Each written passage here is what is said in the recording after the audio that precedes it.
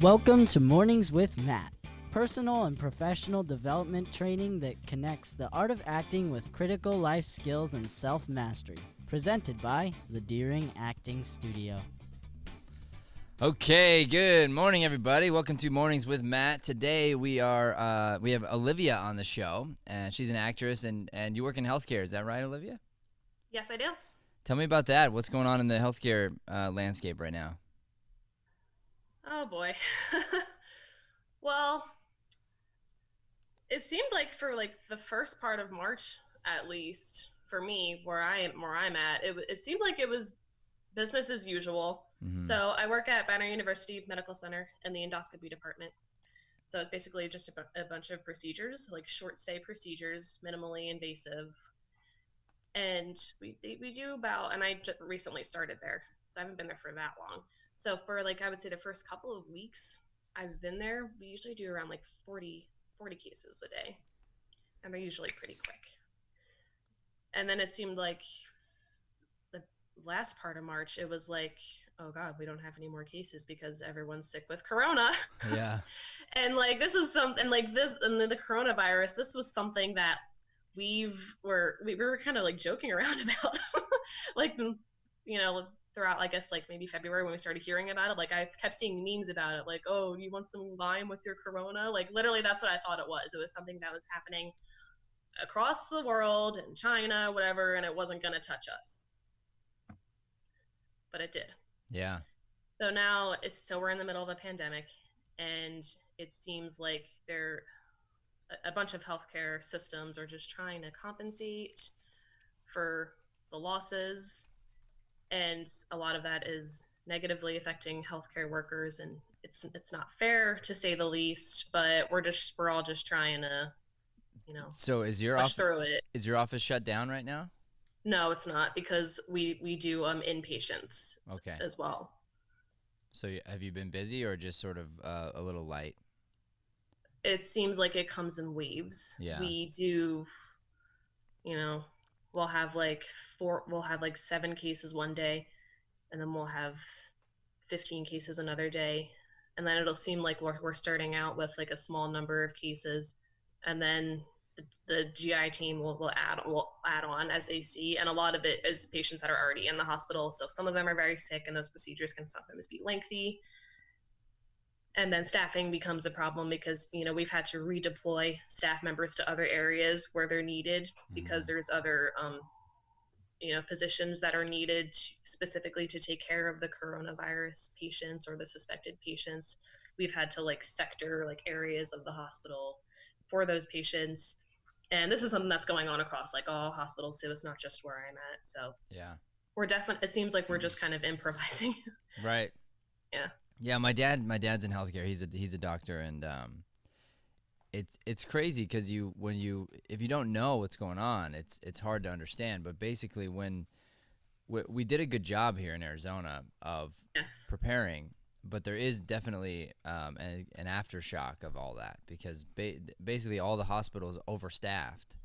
They got themselves all ready for this thing, and then because everybody stayed home and did a good job, we ended up for weeks with pretty empty hospitals and doctors' offices. And so now the big cry from their community is, hey, if you're staying home, which is great, you should, but you've got some kind of a chronic illness, or you're feeling sick in some way, make sure you do telemedicine. Make sure you get seen somehow, some way, so that your immune system doesn't become worse, and then you end up putting yourself in a bad spot because you were trying to do the right thing by staying home. Yeah. And I'm just my heart is breaking for all of my friends who are still working in ICU. I used to work in the ICU. Yeah. 2.5 years. And I kind of just left right before this pandemic kind of swept across the valley. And it's just terrible. They're having to wear their N95 masks. I don't know if have ever had to wear one or seen them. They're very tight fitting. Yeah. And they're supposed to prevent 95% of the virus or whatever is airborne into your system. That's why they're called N95s. I didn't know that until recently. and they're sore. Like they make your nose bruised, and they're supposed to be for single use only. And because I guess people were like stealing them or whatever, like people were hoarding them, so we basically have a national shortage of those masks that are supposed to help protect you, and now nurses are faced with having to wear the same one for like a week at a time. Yeah, which is definitely risky. I mean, like those straps can snap. I've snapped them before. Like if you have makeup on your face, you know, most nurses are women. If they wear makeup, it can mess with the integrity of the mask. And luckily, I mean, I don't have to wear mine continuously all the time. We can take it off when we can, but there's just a lot of things going on that are making things difficult. So we're just trying to improvise, basically, and seems like the policies are changing like day by day, hour by hour too. Well, we made a video about this, but let me just say thank you, really, from our team to you and your friends. I mean, really, thank you for being out there and doing what you're doing. Thank you. So let's talk a little acting, huh? Yeah. What do you got for me? I'd love to answer some questions and maybe help out, maybe give you something fun to work on, or something uplifting on the in-between when you're not doing some shifts. So I guess I'll go to my first question here. I feel as though I tend to underact when doing my monologue, or I guess some parts of it. I don't feel like those emotions are coming across the way I want them to or envision them to. But again, it is kind of difficult when you're just talking, when you're just speaking like with someone other than a scene partner. Mm-hmm. So it's kind of hard to gauge someone's reaction when they're not there. You know, does that make sense? It makes perfect sense. So can I put you on the spot here? Let me hear a little piece of your monologue. Can I start from the beginning? Yeah, and I'll probably just stop you right away, but I just want to hear a little piece of it, and I'll give you some advice. I have to tell you this because if I don't, I'm going to burst into flames. You are cheese. All right, good. So we'll stop there. Nice. So now you say you're worried you're underacting, right? Okay. Yeah. So here's my antidote for that. And this can go either direction. So I tend to be an underactor also. That tends to be my thing. So I have to push myself. So here's what you do now. Now do the same little bit there and overact. Like really bad overact. Big. Okay. I have to tell you this because if I don't, I'm going to burst into flames. You are cheese. Okay, so what is she feeling? What is she feeling right now?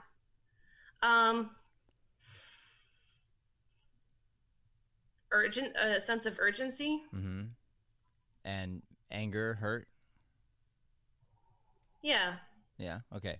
So now go again. And what I mean by the overact is not just like louder and bigger character, but more, I want more intense feelings. Okay.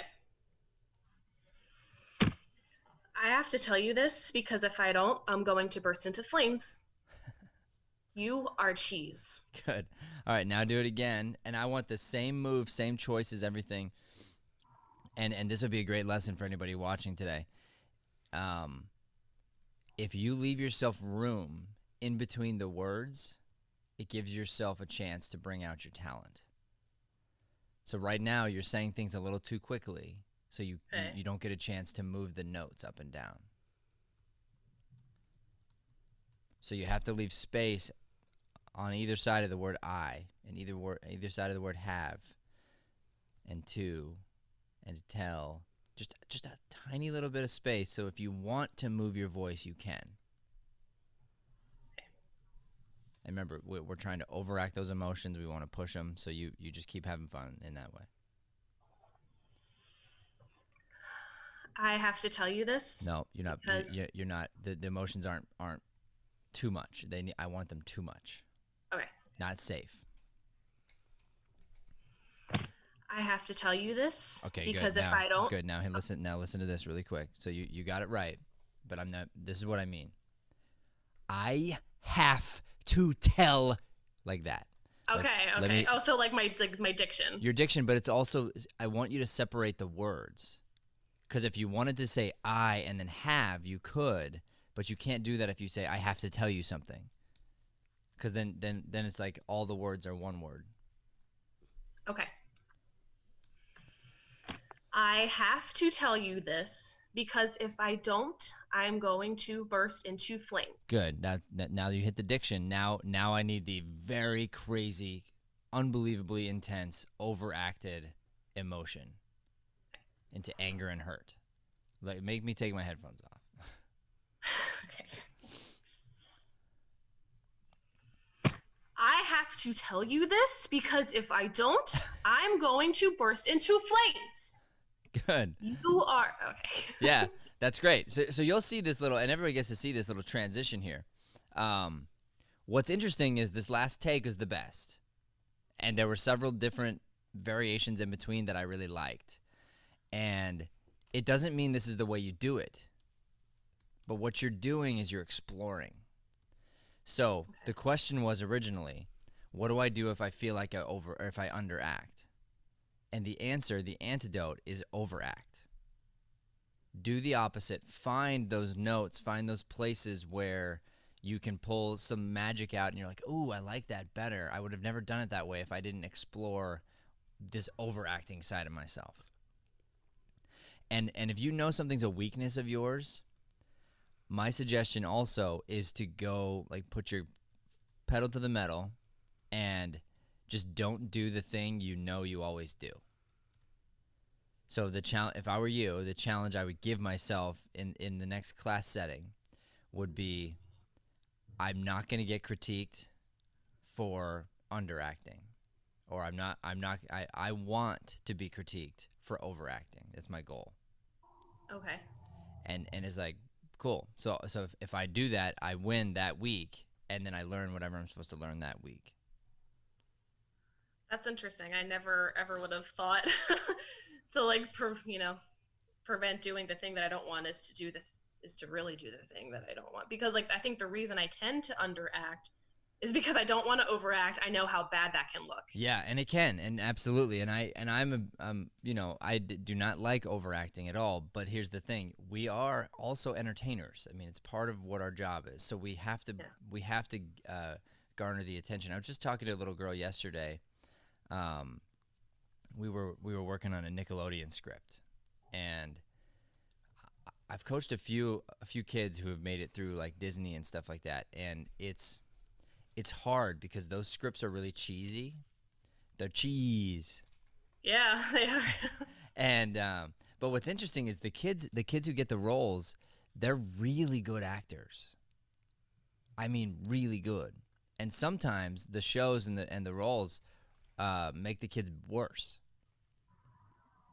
And a lot of times the kids don't get out of those shows. You'll see a kid have a one-hit wonder and then they're done because they stop working on their craft. So some of the kids I've worked with, we've been developing them to help them get out of those shows.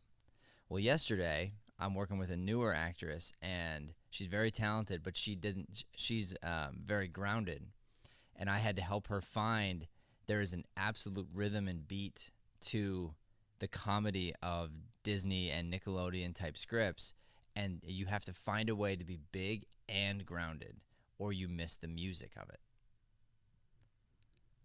So that's interesting because, like, I mean, I used to like those shows when I was younger, and now I look at it and I'm just like, oh my God, they're overacting so much. So but much, I guess... yeah. But look, yes, they are. But look at the kids acting in those shows who made it out. Yeah, a lot of them, like Dylan Sprouse, Cole Sprouse, Alex Wolf, Nat Wolf, what's Brenda Song, like they've definitely made their way. Like Mila Kunis, I think is somebody, and Zac Efron. Mm-hmm. If you watch those actors in those cheesy shows, they're awesome. They deliver cheesy lines, but they're grounded and they're good and they're a little bit big, but the emotion is real. Mm-hmm. And so there's a reason why those kids made it out of the Disney shows and the other kids didn't. That's an interesting perspective. Yeah. Way to look at it. Yeah. For sure. So your job sometimes is you grab a script and it's like, oh, this script demands this of me. You know, it demands this sort of like whatever. Then you go, okay, let me first of all get over any kind of fear I have one way or the other. Then number two, how do I justify it?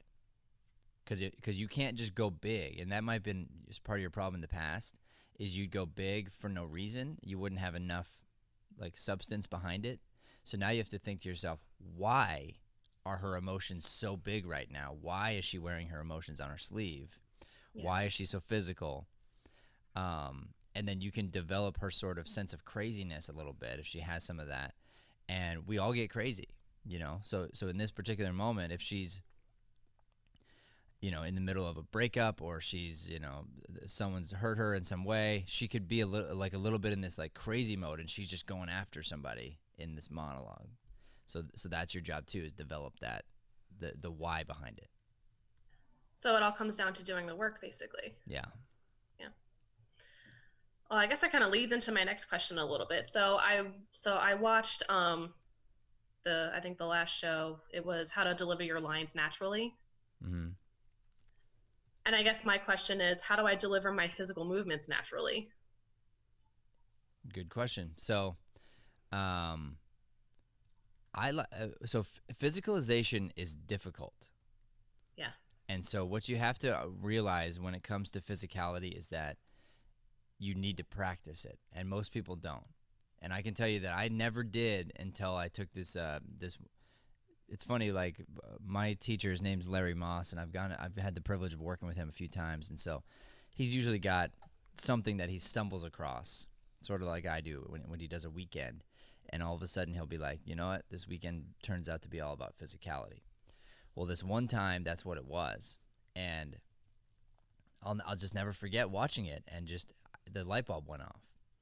So basically, and this guy's working with A-list actors. I mean, he's working with people that I recognize on shows right now. They're my classmates sitting right next to me and on the stage. So it's nuts. And you'll watch these people go up, and you think that they're pretty good. You're like, oh, that's pretty good. And then this coach takes him and goes, and makes him like 10x better. And you're just like, okay, I've got a lot of work to do. You know, it's exciting. But So this one weekend, it was really all about physicality.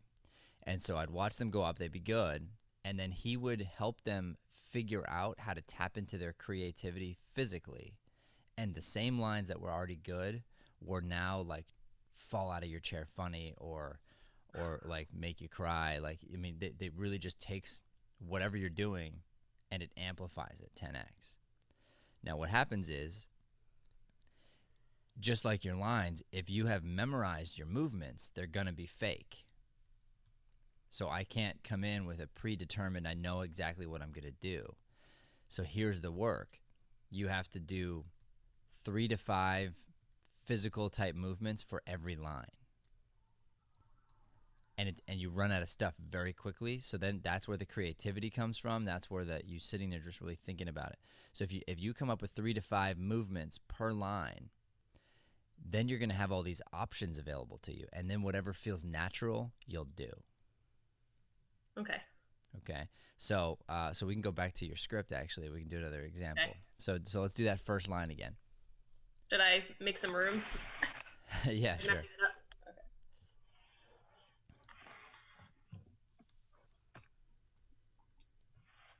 So let's start by just saying the line without doing the physical first. Should I be overacting it, or should let's just remind ourselves what the words are, because here's the thing, I actually don't want to combine the two yet. Okay. I have to tell you this because if I don't, I'm going to burst into flames. You are cheese. Okay. So now, come up with one choice right now where you literally are playing charades. Okay, you can't talk, and you have to physicalize and get me to understand what you're saying. No voice. Okay.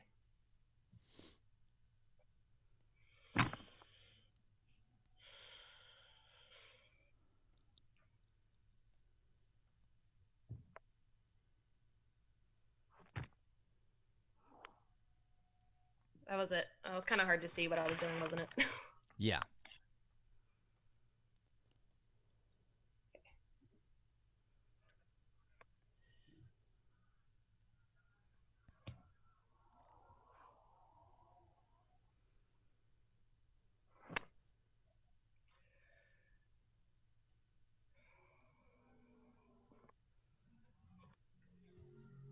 Okay, good. So let's just say that's one option, okay? So Okay. now, I want to say this for everybody out there watching right now. The other thing about physicality, and this is something my coach said, and I'll never forget it. This is not a choice ever, and you didn't do it. But just so everyone knows, you can't do this. So what happens a lot of times is because we didn't do the work, and someone will say physicalize, we'll just start doing this a lot with our hands. And I never realized how weak that was until it was pointed out. And then again, I'm watching these like really great actors, and they get caught doing this over and over again, and it's like, oh, that's really ugly. It's really not good. So, so now I want you to do it again, and you can say the line now, but I literally want you to like mime it out. So like that, and you can just steal this for the first couple. You know what you are? Like that. So it's like, you know what you, okay, like literally, like literal, kind of trying to like act out each thing. Okay. And you can say it this time as you go. I have to tell you So something. you skip some stuff. Oh. So I. What's have to? Half. No, it's the same thing though. Oh. So maybe go. I have to tell you. Okay. I have to tell you. No, Tell you something, because if I don't, I'm going to burst into flames. Good. I didn't like flames. So burst. No. Burst was good. What's flames? Flames. Yeah, that's right. That's Jazz right. hands. That's right. Yeah, Okay. flames. Yeah. Flames. Okay, good. So now we're gonna combine them all together. So now, give me the heightened emotion, the excellent commitment to diction and leaving yourself space, and you really have to leave yourself space if you want to get the tell and the flames and things like that. Okay, so throw in the ones, as many as you can, but especially the ones that are the most creative. The ones that are like this is really good, and flames is really good. So those types of ones, throw those in and just let them. Think of them like seasoning on food. Like the food's already good, but let me throw this on there. It's gonna make it like that much better. Okay. So it's like the overacting, like the long space in between the words, all of that together. Yeah. Okay.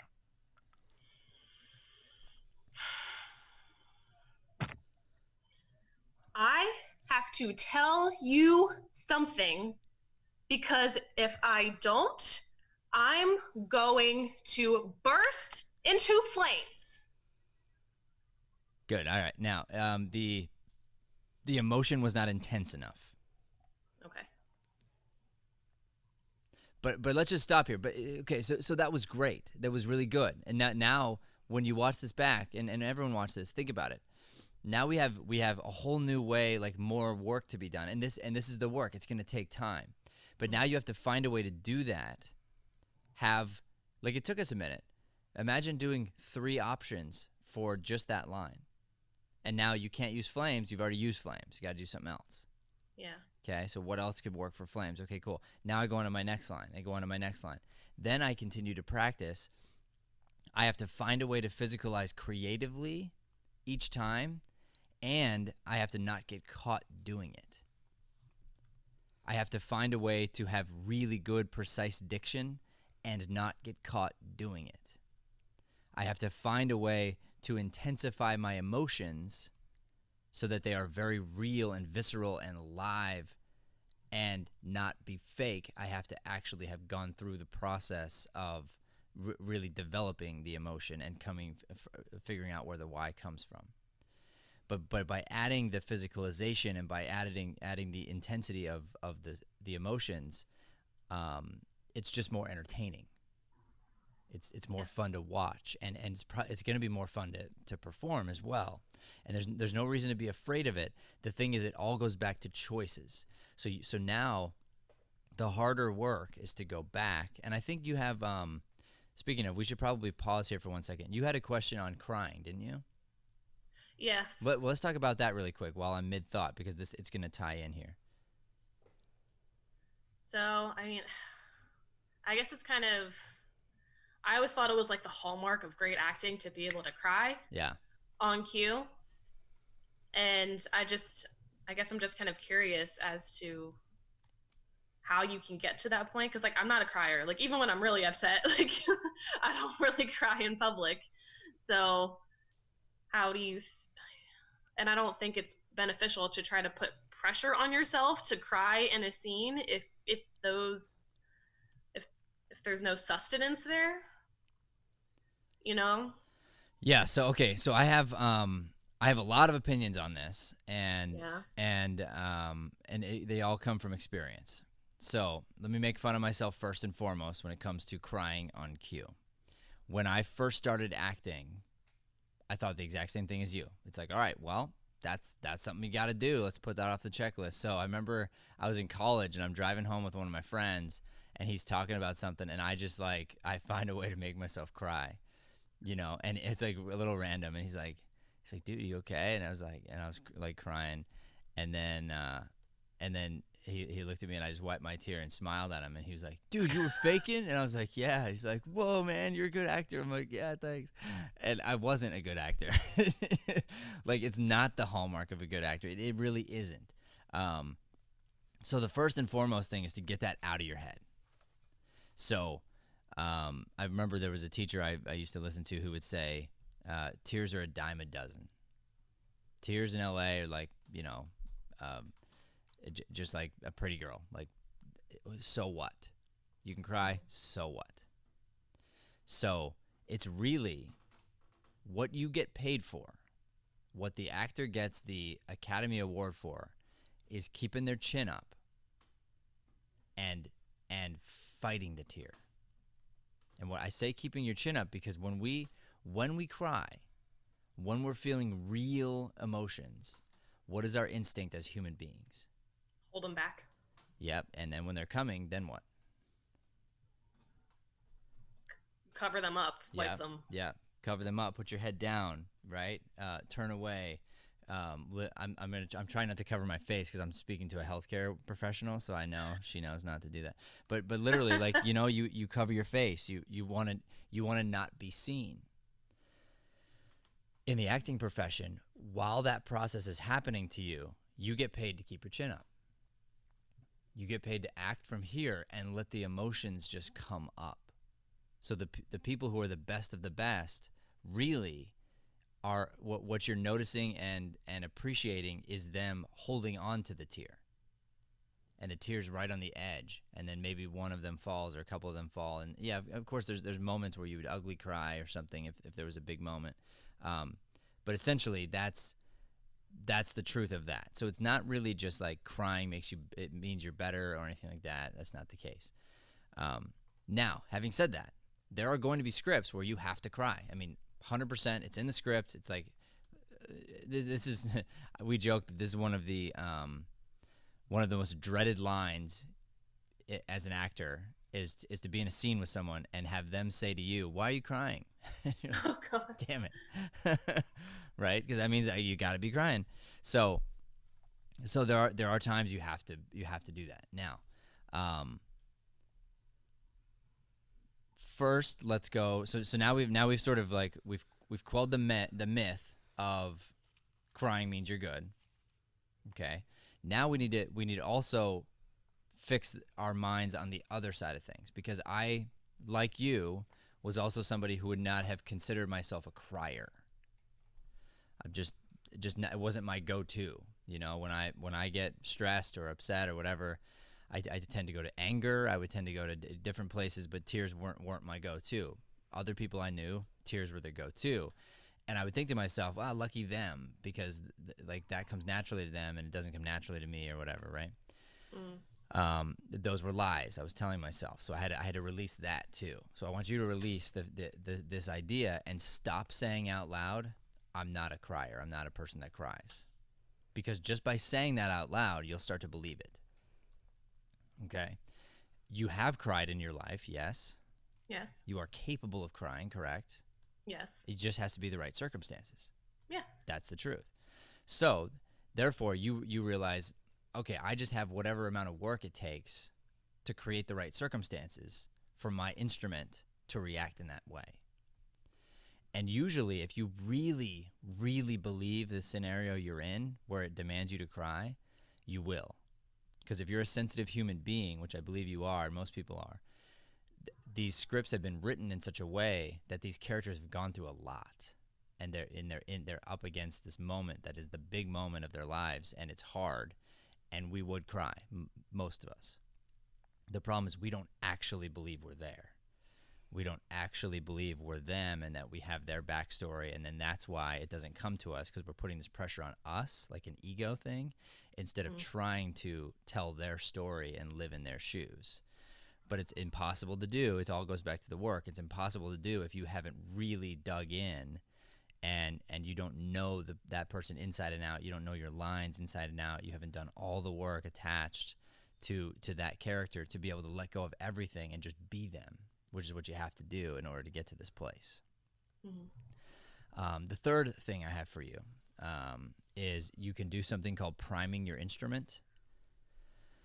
So I don't personally believe in substitution. I also believe in whatever works for anybody that's awesome, do it. Like I'm not gonna hold anyone back. And if anybody tells me something that helps me understand a better way of doing it, and I agree, I will be very quick to say I'm wrong.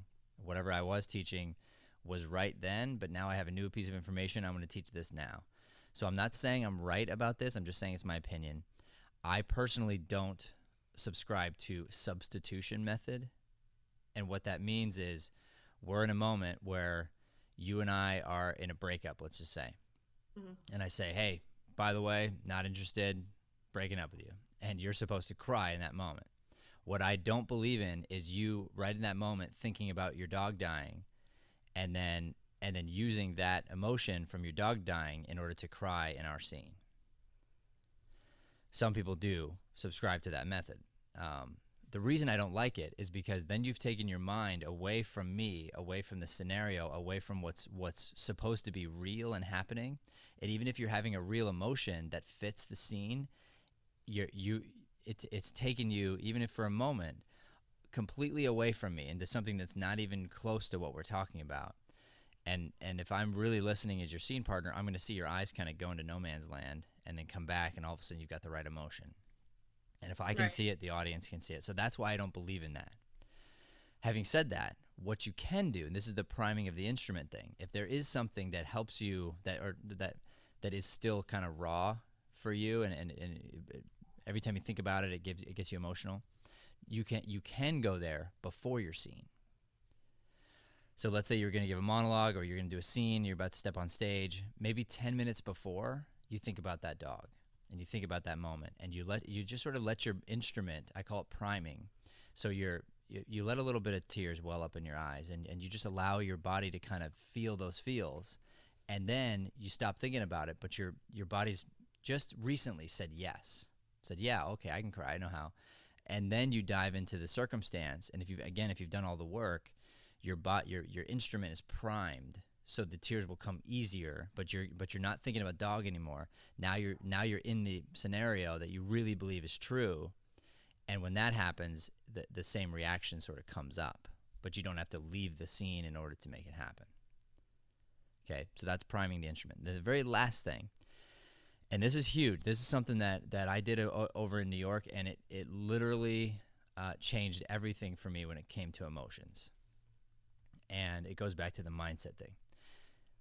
You saying, I don't, like I'm not a crier or whatever, just saying, from now on, I'm going to take every opportunity I can to cry and cry. And start small. So here's what I did. You ever seen the movie Rudy? Yeah. You heard of it? Okay. So for a father-son, and we just had a father-son relationship talk a couple days ago. Every father-son relationship is a little messy. Every single one. You can't get around it. You either loved him, you either hugged him too much or not enough, and either way you were trying to help him out. And fathers are all not perfect, and they screw up, and all kids and everything. So it's all broken. So I think pretty much any dad or son who's alone watching Rudy at the end of Rudy is going to get emotional. It's just the way it is, you know. All of a sudden the dad's standing up and he's on the field, and it's like, so I'm sitting in my apartment in New York, and I was training out there at the time, and this ending came on, and I started feeling those feels, and I was like doing what I normally do, which is like squash them down a little bit. Mm-hmm. And I just thought to myself, I was like, no, what if I just let myself cry, like hard cry, because I'm feeling it. And I just, instead of leaning out of it, I leaned into it. So I did that. And I'm just sitting there by myself watching Rudy, and I just let myself cry. And I kind of let it come out. That was the first time that I consciously took what was already happening in my body and started the beginning trainings of reversing what I'd been telling myself for so long. So you hear things like, there's a song, Big Girls Don't Cry. Men don't cry. It's not tough. It's not, it means that you're not a strong woman if you cry. All these lies that we've told ourselves, we want to release those lies and realize anytime you've seen somebody cry, you didn't say like, oh, you're a weak person, but we've put these lies in our head. So you start to just undo that. So now when I see a movie, any show, and there's a moment that makes me start to feel those feels, I let myself all the way. And now I can do it in front of my kids. I can do it in front of my wife. I can do it in front of friends. Like, I'll just let myself cry. And then I'll sit and I'll talk about it afterward. I'll be like, that moment, I just made me cry there. And I'll wipe the tear right in front of my buddy. And then he'll be like, yeah, that was he'll either look at me weird or he'll be like, yeah, dude, I was feeling that too. And a lot of times people wish they could cry. Like they see someone else crying and they're like, oh, that looks like that feels good. I wish I could do that. So you get rid of the judgment. And then more opportunities will come up where you'll hear a story. You'll see one of those videos where the military guy comes home and surprises his wife and kids, and you're like, oh, I'll cry for that too. And whatever it is, you just find the opportunity and let yourself just say yes. So now what you're doing is you've just retrained your body to say, this is not a bad thing.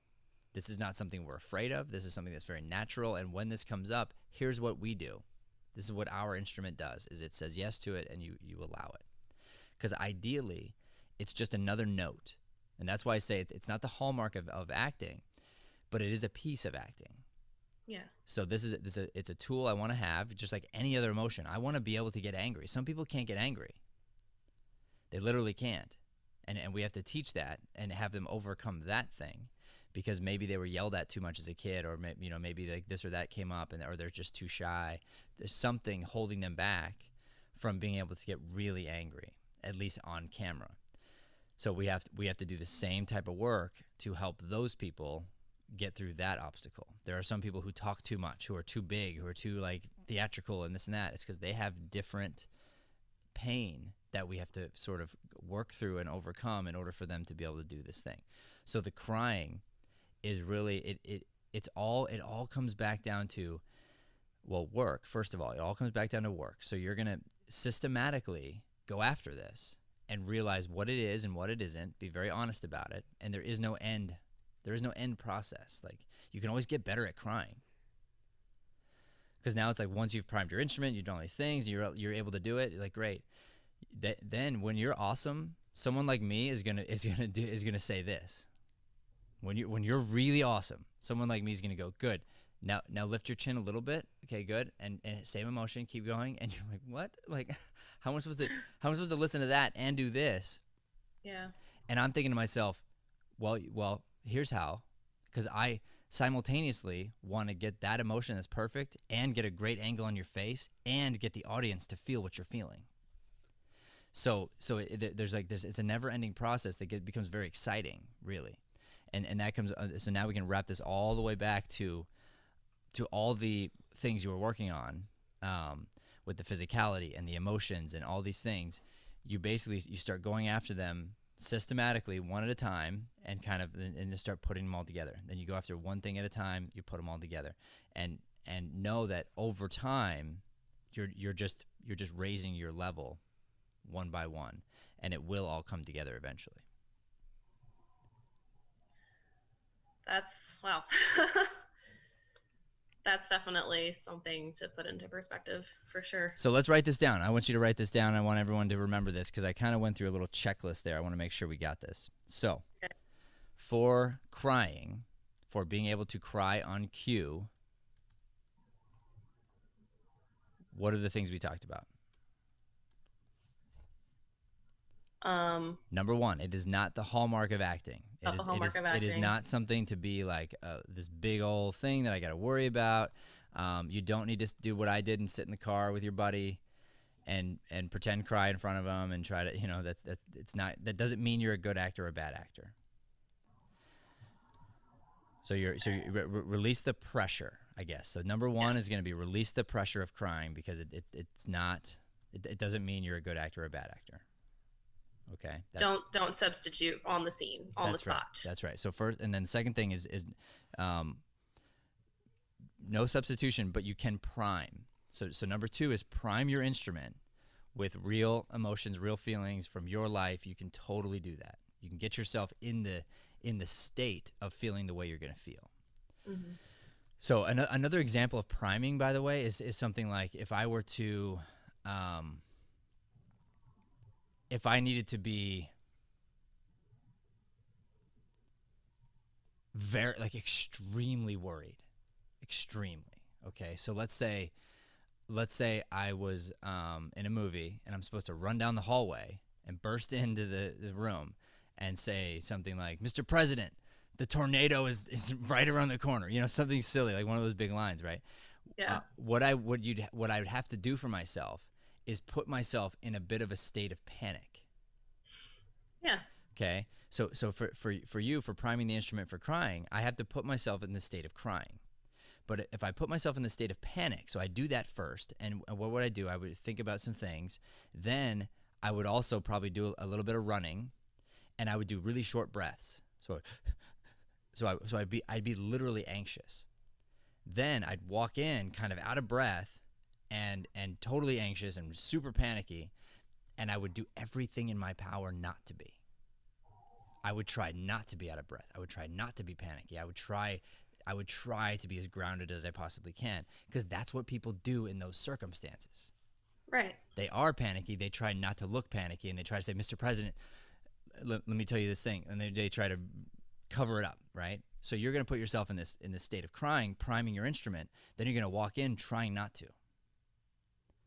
So if you primed yourself for this cheese beginning, and you really do have emotion, and you could cry, prime yourself to cry, be crying, then come in and then fight it with all your might, and we'll see it underneath, and you'll feel it underneath, and then it becomes this, like what I called earlier, seasoning. So it's like this extra bit of layer underneath. Okay, good. So priming was number 2. Number 3? Take opportunities to cry. Don't claim that you're not a crier. That's right. So you change your mindset. Change your mindset. Stop saying I'm not a crier, and begin finding the opportunities to cry. And start telling yourself the different story attached to it. Crying means strength. Crying means I'm willing to share my emotions. Crying means I'm willing to be vulnerable, which can help other people. Crying is my only way to help somebody in this circumstance so that they know how much I care. Like you start telling yourself really good things attached to crying, and you just have to reverse all the negative damaging lies you've been telling yourself. Okay, good. Next. Oh God, what was it? What's the last one? What was the last point?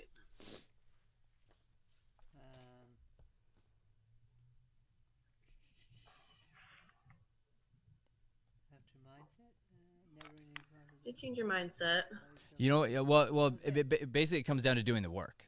Yeah. You know, yes. so I don't remember exactly how he worded it, but the idea being that last step is to you find a way to figure out what would really cause you to cry in that moment, and what would really cause the actor or the character to cry in that moment. You've done all that work, and then you just sort of you start to put it all together. So if you haven't let's say okay, again, a script. Somebody walks in and says, "Hey, I'm so sorry, your mom's passed away," and you're like, "Oh, bummer," you know, and then that's it. Okay, so then you're either gonna fake cry, or you're going to not cry, and it would be more appropriate that you would. Now, if you're not feeling it, why? Okay, I didn't do the work as an actor to develop my relationship with my mother. I need to know what she looks like. I need to know the last time I talked to her. I need to know if I yelled at her before, like the last time we talked. I need to know if we have an estranged relationship, or if we live together, or whatever. Like, I got to go through all those details, and I got to find the thing in my backstory that's gonna trigger me. Because for some people, you might give yourself the backstory that you haven't talked to mom in a long time, or yeah, like weirdly you yelled at her last time you guys spoke, and now you haven't had an opportunity to speak. And then when you get this news, it's like, and it hits you exactly the way, you know, that you'd want to for the camera. Mm-hmm. But if you're just thinking, oh, well, this character has a mom and their mom dies, it's not specific enough, and you can't just rely on your own relationships. You have to really develop the characters' relationships and know exactly what they're going through. Otherwise, you can't live in their shoes. So the specificity of the situation should make you evoke the emotion as the character in order to bring them justice. That's right. And you start to realize that since you are human and your character's human, you are capable of every emotion the same way your character is capable of every emotion.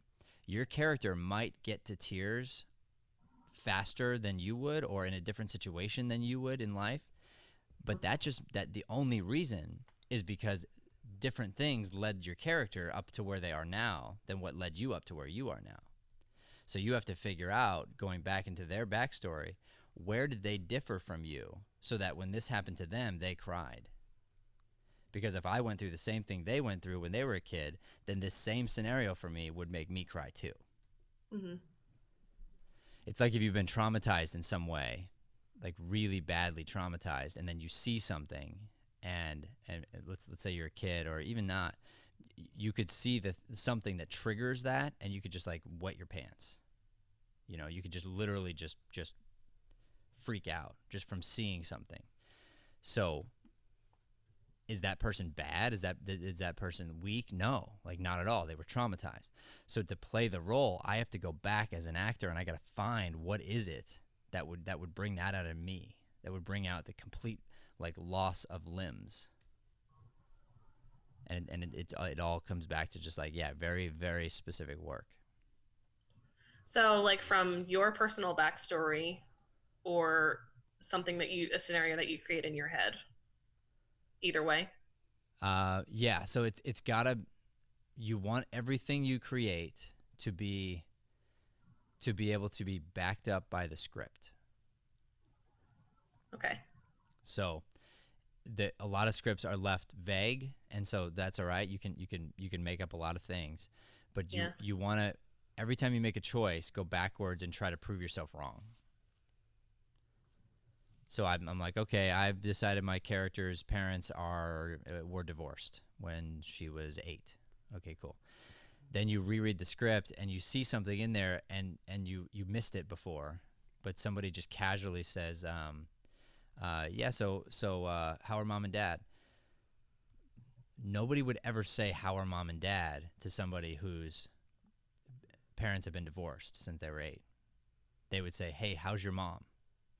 Or how's your dad? They don't say how's mom and dad. So, Yeah. so you find that little like hint, and you go, oh, my backstory's wrong. I got to go back and fix it. Okay. So there's like little things like that. So everything you do, you want to be factually based, and you want to start with the work that you need to do. So there are certain things in the script that are like really poignant, really big, and you're going like, I got to talk about this thing, so I'm going to do a lot of work on this thing. So if in the script I talk about mom, it's more important right away that I develop the very specific relationship with my mom before I develop dad and grandpa and all these other people that aren't necessarily in the monologue. But then I should probably think about them a little bit at least, because those people do affect my relationship with mom. So like if I have a broken relationship with mom, let's say, well then it's pretty important to know what my relationship is with like my dad too, because that's going to connect in some way. So the specificity, a lot of that comes from really analyzing the script. Yes, like a scientist. I always imagine like I'm grabbing a magnifying glass, and I'm going down to the script, and I'm going, what can I find? There are hidden gems in here, and it's my job to go back and just assume I've missed something. Mm-hmm. Even if I've been working on this for a year, assume I've missed something. And get excited about the fact that I might have missed something. Like because that's the thing. Yeah. Sometimes actors come in and I'll train them up, and especially on their first time in like a scene study class, they get all bent out of shape when they're doing it. I stop them and I bring them back and I say, oh, you know what? Actually, this is what's going on, not that. And they sit there and then I point it out, and they realize that it's true, and they get so upset with themselves that they missed it. And it's like, no, you don't have to be upset. Like, that's a part of the process. The process is growing and developing. And by me coaching you each time, I'm learning new things about the script that I've maybe worked on for 10 years, and maybe you help me discover something. It happens all the time where I'll say out loud, I'll go, oh my gosh, I never understood that line until just now. And I'll go back and I'll go, let's teach it this way, you know? So Yeah. it becomes an exciting thing if you want it. You know, you got to seek the critique. You got to want to get better. And well, for this monologue that I've been working on since February, I was kind of hitting a wall with it at some point, because I don't know if you remember how super long it was, because remember when I sent you that one video and it's literally probably like 5 minutes long. Yeah. It's way too long. And I kind of had it in my head that she was like presenting herself to a group of people, and I was like thinking, so I really sat down one day and I was like, I'm not going to practice it. I'm just want to read it again, very, kind of meticulously. And I looked at it and I was like, there's nothing in here to indicate she has to be talking to more than one person. Yeah. There really isn't. She's saying you all the time. Like, she's not saying you all, you all, you all. And when she does say we, it doesn't have to mean like a bunch of people in the room. It could mean just we, collectively, abstracts. Yeah, absolutely. And I think that was the turning point for me with the monologue, and then shortening it a little bit. I was like, wow, this is like a whole new script. And it was really fascinating, and I loved it. I was like, then I was excited to work on it again because I discovered something new. So That's right. And everyone listen to that. She discovered something new. All of a sudden it became exciting again. These are all choices you make. So you can be bored with your work, or you can get excited and find ways to reinvent it. So my suggestion for you this weekend, do the same thing. Mm-hmm. Go back, reread it from the beginning, look at little specific moments and go, ooh, there's something new I can work with. That's something like, how cool would it be to physicalize that line right there? Based on like this, and this, how do I want to dress? Like, I really want to be a character this week for the showcase. How do I want to build the set behind me, in my house, like have everything planned out like to the T. There's so many things that you can get really, really excited about. And we talked about this yesterday on our podcast, but there are certain people that just have a little bit of a, I don't know, like a motor. I've got a motor in me that just will not quit. So right now, during this whole like craziness that's happening in the world, I accelerated. A lot of people slowed down, and I accelerated. And I did that because for for myself and for the team here and for all of our students, I believe in life, we think we want to slow down. We think we want to break. We think like that would feel good. And then after a day or two, it's really quickly you get into depression. Because why? You have no purpose. So this would give you purpose. The classes continuing online have given people purpose. Like now all of a sudden, am I growing as fast as I would have? You know, honestly, probably not. Probably the very beginning of the online courses, you weren't growing as much as you would have if you were in person.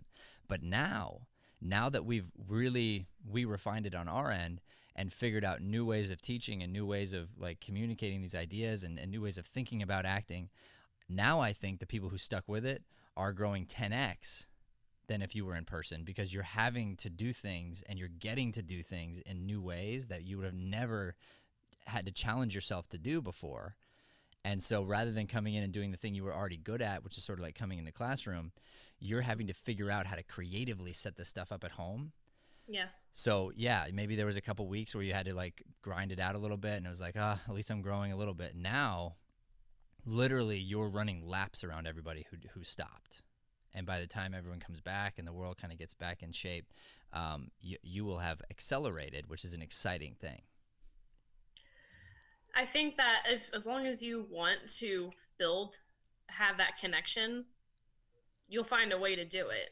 Yeah. And like for acting, like it's all about that connection, like whether it's a scene partner or whether it's a monologue. Because if it's a monologue, like you have that scenario in your head and it's, you know, there's something there. And I mean, Brian talks about it all the time. As long as you see it, they'll see it. Right.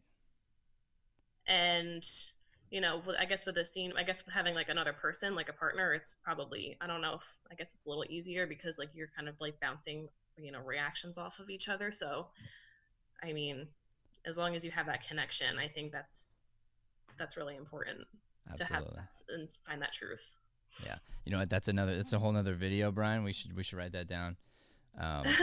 The easier or harder between having a scene partner or a monologue, because I could go off on that, but it'd be another hour. Yeah. So yeah. Thank you so much for being on today. This was amazing. I think a lot of people probably learned a ton. You were really brave by doing your monologue right on the spot there, and thanks. You know, so you got to develop a little bit, and now you've got even more purpose. You have a lot to work on and get excited about. You know, realizing we're not going to, but you could keep working the same piece and continue to get better and better and better and better. So it's not about moving on to the next thing. It's about how can I personally be developing myself. And sometimes memorizing the new piece is the way to develop myself. And other times it's digging deeper into the thing I'm already doing and finding new ways to reinvent it is actually what's going to make me better. Right. All right. You have a great day. Happy Saturday. Thank you once again, seriously, to you and all the healthcare workers out there. Man, we are so, so grateful, all of us here at Deering Acting Studio, all the actors and entertainers in the world. We are just dying to get back out there. Trust me, we cannot wait to get cast and be in commercials and be in shows and make you laugh and entertain you. That is what we really, really want to do. We have that on our hearts. But right now, while we can't do that, we just want to say thank you to those of you who are on the front lines, helping our family members, helping us get through this crisis. Everyone, this is Mornings with Matt. Thank you so much for tuning in. We really appreciate you being here today. Don't forget to like and subscribe to our channel. It means a lot to us. We are trying to drive some light-driven content, and anytime you can share out these videos and take the time to hit that little subscribe button, it means the whole world to us. So thank you. Have a great day.